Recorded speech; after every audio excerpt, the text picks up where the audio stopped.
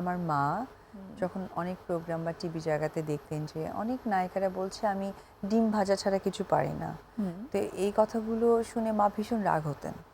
মা বলতেন যে আসলে আমরা সবকিছু পারি কিন্তু আড়াল কেন করব, এবং এটা তুমি কখনোই করবে না। আমি কিন্তু মানে একদম সবকিছু এ টু জেড, ধরো তুমি যদি এখন বিশাল হাঁড়িতে রান্না করেছো সেটাও আমরা দেখেছি। হ্যাঁ, এটা আসলে আমার একটা কন্টেন্ট বলতে পারে, বাট আমি ট্রু ইভেন তো ধরো অনেক টিপিক্যাল কিছু মাছ থাকে না, কাটতে পারে না, আমি ওটাও কাটতে পারি। এবং ধরো একটা মাছের কাটার কারণে কিন্তু বেশ ভালো টুকরা হয় এবং সেটার কোয়ান্টিটি বেশি হয়, আবার মাছ কাটার কারণে কোয়ান্টিটি কমে যায়। অথবা ভিন্ন ভিন্ন রান্নার জন্য কিন্তু রান্নার কাটিংটা ডিফারেন্ট হয়। যেমন ধরো তুমি যদি একটা রুই মাছ ভাজি খেতে চাও, তো সেটা হচ্ছে কি তোমার চাইনিজ কাট, লাইক গাদা পেটি সহকারে যে মাছটা লম্বা করে ফেরে কাটে।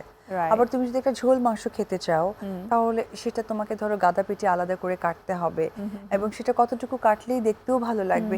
আমাকে না আমার মা প্রত্যেকটাই শিখিয়েছে। আর রান্নার জায়গা থেকে তুমি যদি বলো যে অপু ভালো রান্না করতে শিখেছে, সেটা আসলে আমার শাশুড়ি শিখিয়েছে। উনি রান্নাটা আমাকে শিখিয়েছেন। বিক্রমপুর ওই দিককার রান্নাটা কিন্তু এটা হচ্ছে তোমার ফরিদপুর। হ্যাঁ, আচ্ছা, ভাইয়ার বাসা তো ফরিদপুর। আচ্ছা, আর ফরিদপুরের ওই দিককার রান্না, ওখানকার পিঠা পায়েস, ওটা কিন্তু অনেক মজার, অন্যরকম, তাই না? পিঠা তো মানে আমাদের ওই দিকটাতে, যেহেতু আমার বাড়ি শরীয়তপুর,